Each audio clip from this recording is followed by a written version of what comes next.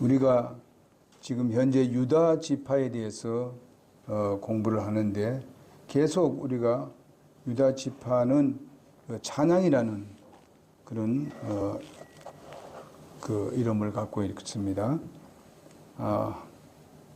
그런데 우리가 이때까지 유다 지파에 대해서 기도한 그 축복한 내용이라든지 그리고 상징하는 것이라든지 다 말씀을 드렸고요.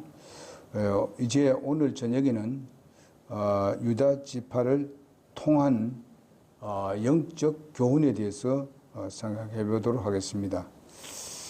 하나님께서 이 유다 지파를 통해서 이 메시아를 탄생케 하셨고 또 얼마나 이것을 찬양받으시기에 합당하겠는가. 정말 유다 지파가 하나님께 영광 돌리고 찬양하는 것, 이것은 우리가 예수를 믿고 구원받은 사람들이 계속 찬양을 하고 영광을 돌리고 또 하나님을 영화롭게 하는 이런 일들을 우리가 때로는 이 찬송가를 통해서 때로는 우리의 삶을 통해서 하나님께 영광을 돌리고 찬양을 우리가 드려야 되는 줄 믿습니다. 그들의 삶 속에서 하나님이 얼마나 구체적으로 도움을 베푸시는가 하는 것을 유다 지파를 통해서 우리는 배우게 되는데, 여기서 우리가 찬양이란 것이 도대체 무엇이냐에 대해서 하나님이 하나님 되심에 대한 피조물의 응답이다, 이렇게 또 말씀을 드릴 수가 있겠습니다. 하나님이 하나님 되심.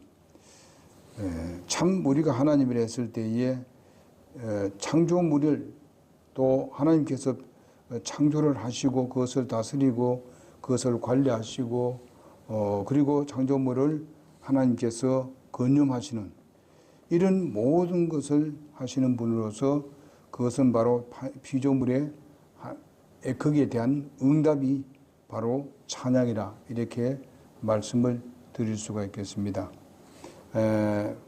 우리 하나님께서는요, 찬양 받으시기에 합당하다고 말씀하셨습니다. 우리가 보게 되면 예배를 한다. 이 예배를 한다는 것은 바로 우리가 합당한 하나님 앞에 경배드린다, 뭐 이런 뜻이 포함되어 있습니다. 그런 것 같이 우리는 어떻게 하나님을 찬양해야 되느냐? 예배드리고 그 다음에 우리가 우리 입을 통해서 하나님을 높이 찬양드리는 그런 모든 것들이 다 합쳐서 주님께 드려지는 것이 뭐냐? 바로 찬양이란 것입니다. 계시록 4장 11절에도 보게 되면 그의 왕자 앞에 정말 수정 같은 유리바다가 있고 왕가 한가운데에 왕가 둘레에는 바로 앞뒤에 눈이 가득한 네 짐승이 있더라. 왕을 중심으로 해서 왕을 찬양하고 영광 돌리는 그런 내용들을 우리가 볼 수가 있겠는데, 하나님은 예배 받을 만한 가치가 있다고 우리는 확실하기 때문에 우리가 예배를 드리고, 또 왜 그러냐? 나를 구원했고 나를 창조했기 때문에 그렇습니다.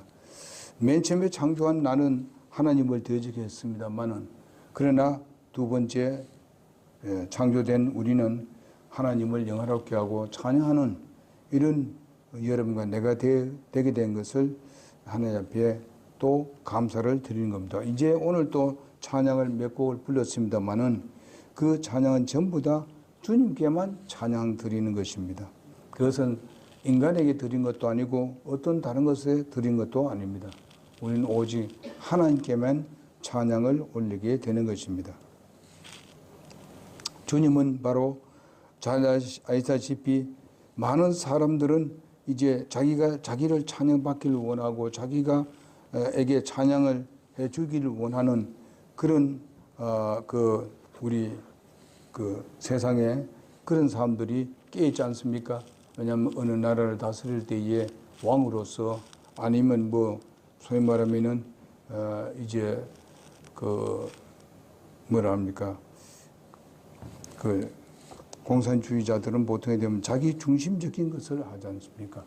그들을 찬양하고 영광 돌리고 모든 백성들이 자기 중심으로 되어 있는 것을 우리가 보게 됩니다. 그러나 사실상은 원래는 뭡니까? 바로 모든 민족은, 모든 백성은 바로 여기에 그 위정자들은 바로 백성을 위해서 존재해야 되는데 지금은 그렇게 찬양받기를 원하고 있잖아요. 찬양받기를 원하신 분은 오직 한 분밖에 없습니다. 왜 그런가 하면은 우주와 만물을 창조하신 분이 하나님이기 때문에 그렇습니다. 여러분, 우리는 여기에 유다는요, 유다 지파들은 진짜 하나님께 영광 돌리는 일들을 엄청나게 많이 했습니다. 그렇기 때문에 아무래도 유다 지파에게 찬양이라는 것을 이름을 지어준 것도 바로 그런 뜻이 있다고 봅니다. 그 중에서 특별히 중요한 것은 유다 지파에서 예수님이 탄생하셨다는 것입니다. 이것은 영원한 찬양을 받으시기 합당할 수 있도록 그렇게 한 것을 봅니다.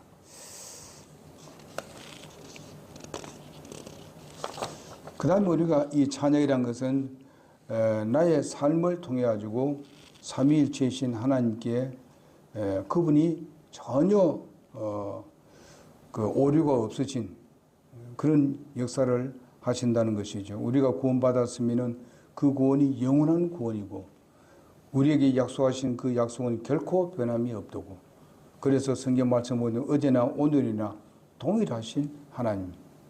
이런 분이기 때문에 우리가 그것을 믿기 때문에 우리 자신이 노래로서 고백하는 이것이 바로 찬양입니다. 누가 하나님을 찬양할 수 있는가 봤을 때에 우리는 로마서 8장 28절을 잘 압니다. 모든 것을 함정하여 선을 이루신 하나님입니다. 그 앞에 보게 되면 여러 가지 시련이 있고 어려움이 있고 고통이 있고 불평, 불만에 짜증을 낼 수 있을 정도로의 그런 것들이 있다 할지라도 우리는 주님을 찬양하는 그런 우리가 될 때까지 우리는 성장해야만 합니다. 주님께서 나를 분명한 목적과 뜻을 이루기 위해서 나의 삶을 주장하시며 또 역사하시고 계신다는 것을 우리가 믿어야 되는데 때로는 어려움이 있고 시련이 있고 고통이 있고 불평, 불만들이 있을 때에 바로 그것을 잊어버리고 그런 고백을 하지 않을 때가 있습니다. 그럴 때는 우리의 입에서 찬양이 절려 나오지 않습니다. 이런 일로 말미암아서 그것은 우리 어쩌면은 하나님 앞에 죄를 범하는 것이 되는 것입니다. 그래서 고통과 아픔 중에서도 우리가 그분을 인정하고 그분이 결과선 선을 갚아주신다. 선으로 우리에게 주신다는 사실을 생각하면은 지금의 내가 시련을 당하고 어려움을 당하는 것을 우리는 잘 극복해 갈 수 있는 하나님께 도리어 영광 돌릴 수 있는 이것을 우리가 좀 지나고 보게 되면은 하나님은 분명한 것을 준비하고 계셨을 것이다. 그렇게 우리가 확신한다면은 우리는 하나님께 영광 돌리는 찬양이 끊이지 않을 줄로 믿습니다. 그렇기 때문에 우리는 시시때때로 우리 찬양을 많이 불러야 될 줄로 믿습니다. 찬양을 우리는 부르는데 그저 교회에서만 찬양하고 밖에서는 전혀 찬양하지 아니할 때가 많이 있지 않습니까? 이런 것은 우리의 잘못입니다. 여러분, 아무리 구름 낀 하늘이 있다 하더라도 저 멀리 비치는 우리가 태양의 빛을 이제 조금 있으면 나타나는 모습을 보게 됩니다. 그 캄캄하고 정말 구름이 끼고 날마다 비가 오고 이렇게 했지만은 또 이제는 맑은 그런 나라를 보게 되고 빛을 보게 됩니다. 이런 그 기후를 보더라도 그런 것 같이 우리 하나님의 하신 일은 바로 그렇습니다. 우리는 우리의 믿음의 선배들이 어떤 삶을 살았는가 잘 알고 있습니다.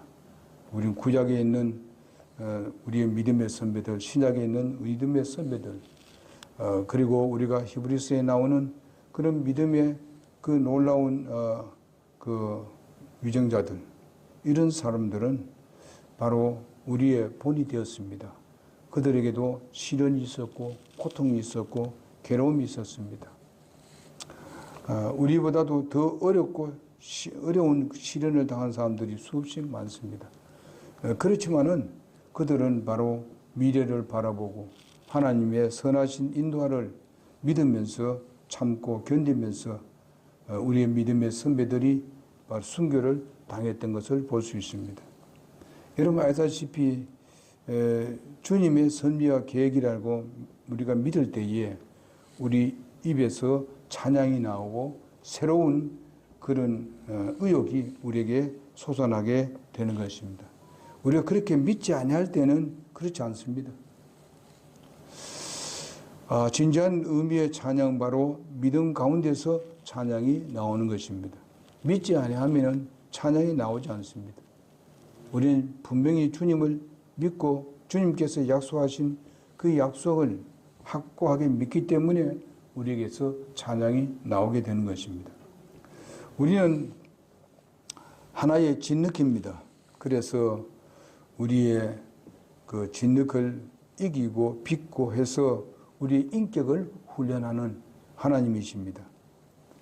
그렇기 때문에 우리는 이런 어려움과 시련들이 내게 삶에서 아무 필요 없는 것이 아닙니다.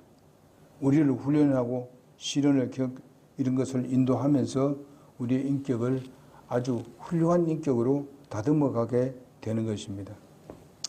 우리는 하나님께서 우리를 얼마나 사랑하는지 참새 한 마리도 하나님 허락 없이 떨어지지 않는다고 주님은 말씀하셨습니다. 그것은 무엇을 말합니까? 참새와 우리가 비교되느냐 하는 것을 말씀해 주고 있습니다. 그리고 뭐라고 했습니까? 여기에 마태복음에 보게 되면은 우리의 머리카락 하나라도 하나님은 관심을 가지고 세신다고 말씀을 하셨습니다. 우리는 머리카락이 빠지고 또 나고 빠지고 나고 합니다. 그게 굉장히 필요 없는 것 같이 여겨집니다만은 하나님은 그 머리카락 하나라도 세신다고 말씀하신 것은 뭔가 하면은 우리를 그만큼 사랑하고 있다는 것입니다. 나에게 그만큼 관심을 가지고 있다는 것입니다.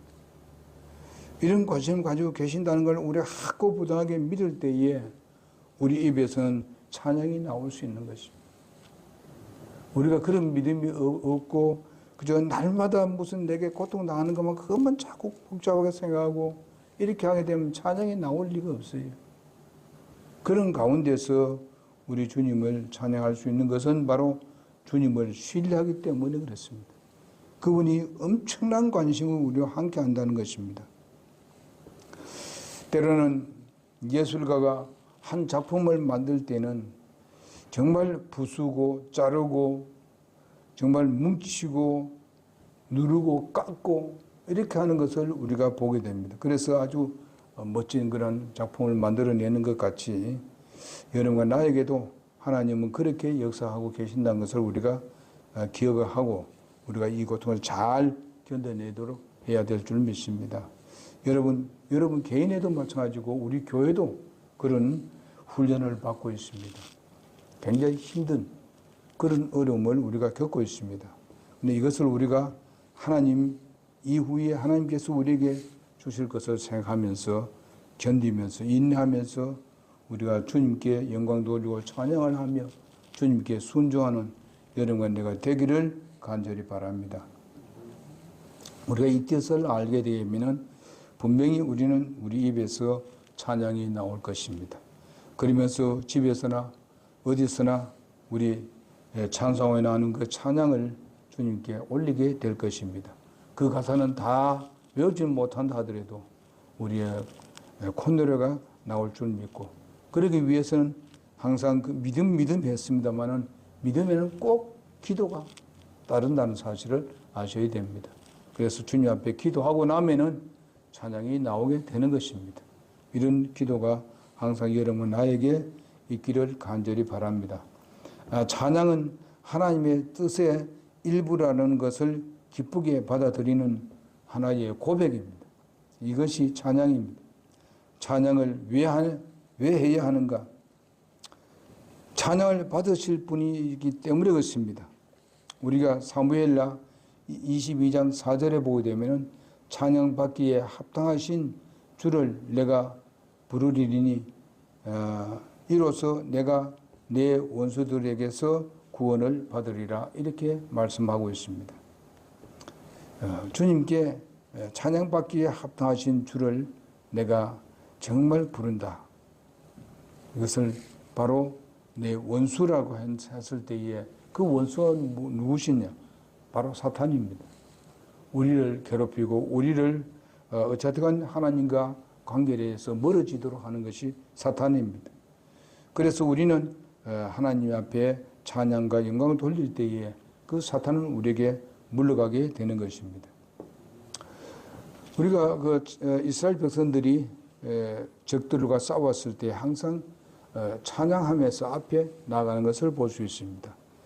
그렇게 해서 저들은 승리를 하는 것을 볼 수 있습니다. 그래서 거기는 꼭 내 믿음이 거기에 포함되어 있고 그 찬양에 내 하나님에 대한 그런 확실한 그런 믿음이 있기 때문에 찬양이 나오게 되는 겁니다. 우리를 창조하신 목적의 이유가 무엇이겠습니까? 우리가 시편 102편 18절에 보게 되면은 이것이 다가온 세대를 위에 기록되리니 창조될 백성이 주를 찬양하리로다.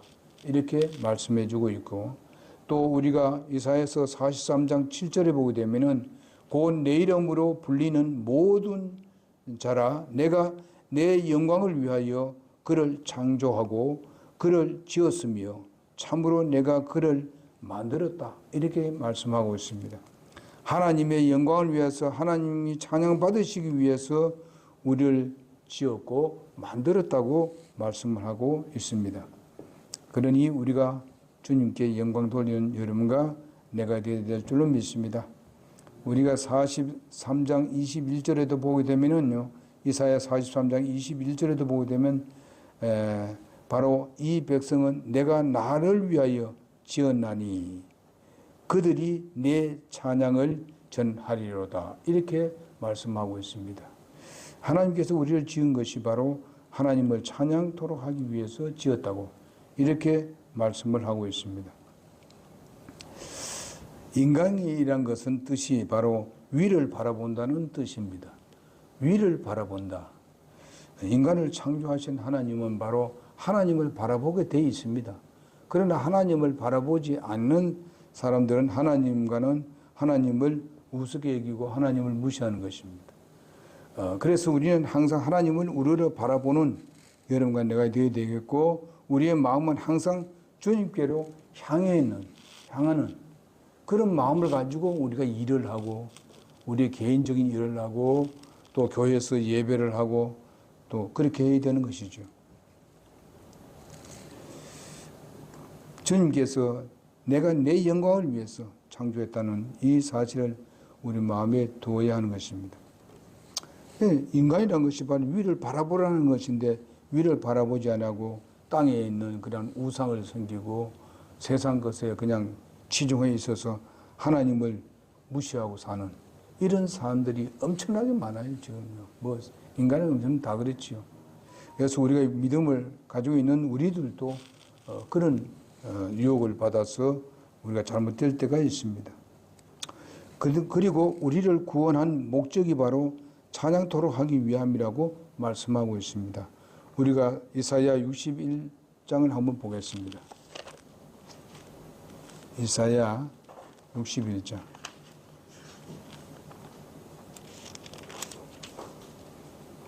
61장 1절에서 3절을 보겠습니다. 주 하나님의 영께서 내게 임하셨으니 이는 주께서 내게 기름을 부으사 온유한 자들에게 좋은 소식을 선포하게 하셨기 때문이라. 그분께서 나를 보내신 것은 마음이 상한 자들을 싸매고 포로된 자들에게 자유를, 결박한 자들에게 감옥의 노임을 선포하게 하려 함이요, 또 주의 받아주시는 해와 우리 하나님의 원수 갚으시는 날을 포고하고 애곡하는 모든 자를 위로하게 하려 함이며, 또 시온에서 애곡하는 자들에게 정하여 주되 곧 그들에게 제 대신 아름다움을 주고 애곡의 대신에 기쁨을 주며 근심의 영 대신 찬양의 옷을 주게 하려 함이라. 그러므로 그들이 주께서 심으신 의의 나무라 불릴 것이요 이로써 그분께서 영광을 받으시리라. 이렇게 말씀하고 있습니다. 찬송의 옷을 근심 대신에 하려고 근심을 대신하려고 이렇게 말씀하고 있는 것을 봅니다. 누가복음 우리 1장 46절에 보게 되면 마리아는 내 영혼이 주를 찬양하며 내 마음이 하나님 내 주 구주를 기뻐하였음 이렇게 말하고 있습니다. 누가복음 1장 68절에도 보게 되면 찬송하려다 주 이스라엘의 하나님이여 그 백성을 돌아보사 속량하시며 이렇게 마리아도 찬양한 것을 봅니다.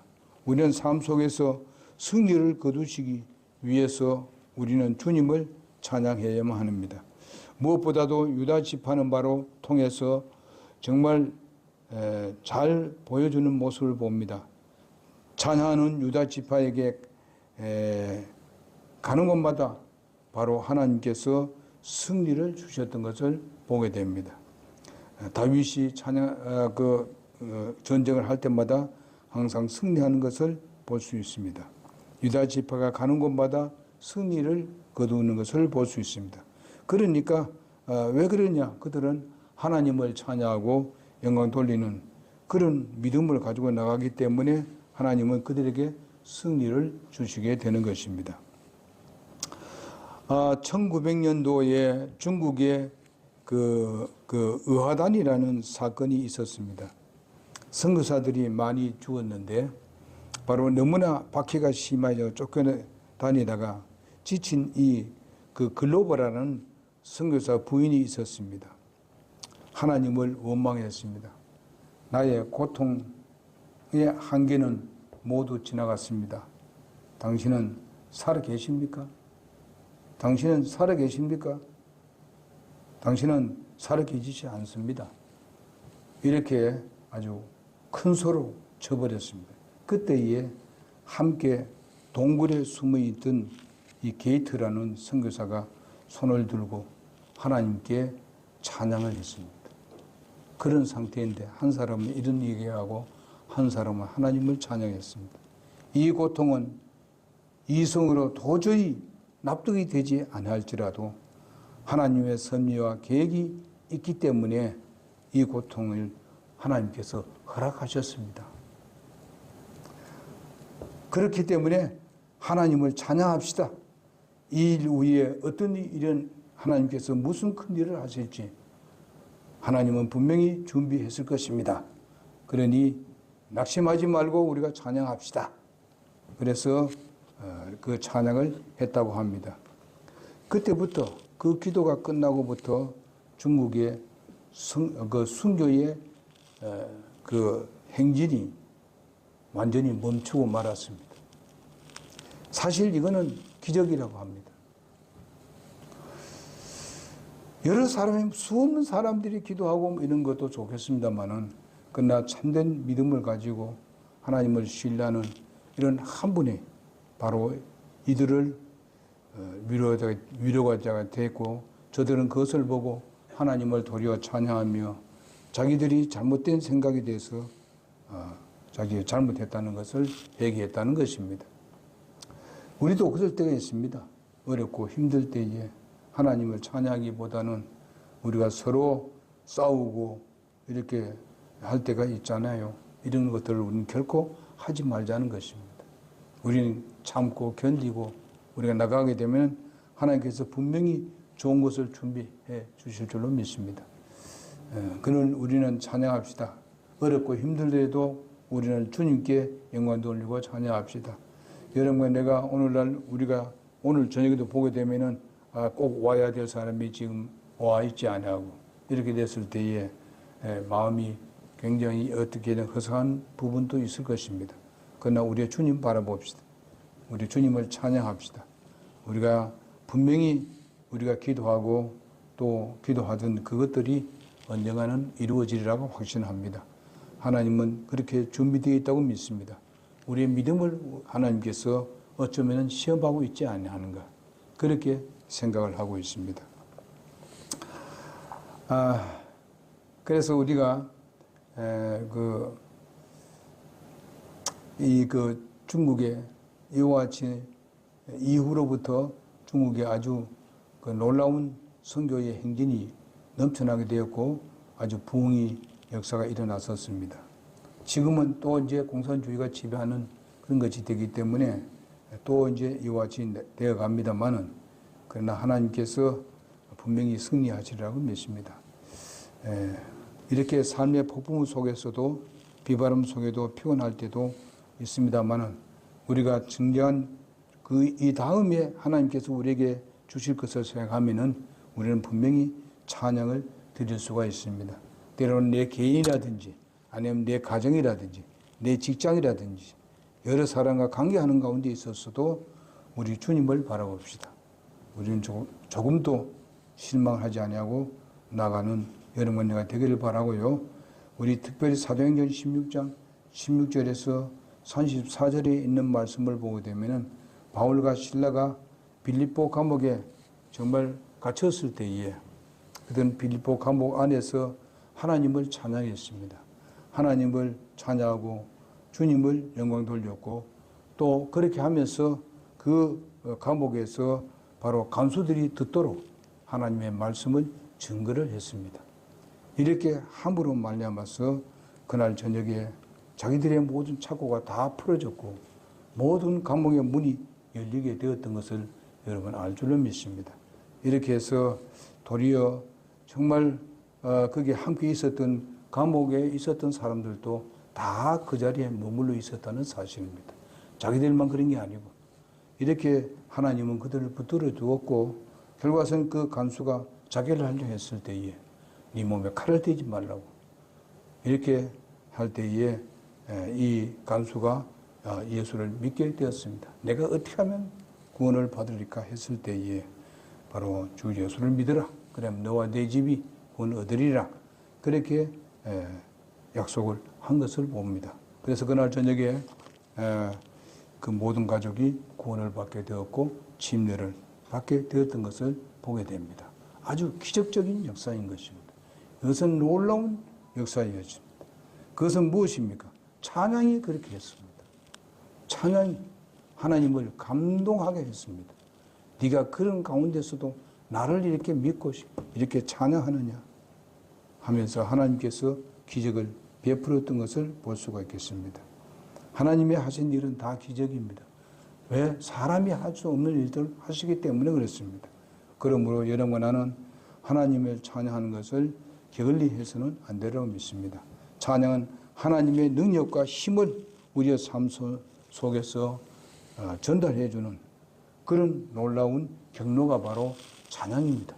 그래서 우리는 유다 지파를 공부하면서 바로 이런 찬양을 해야 되겠다.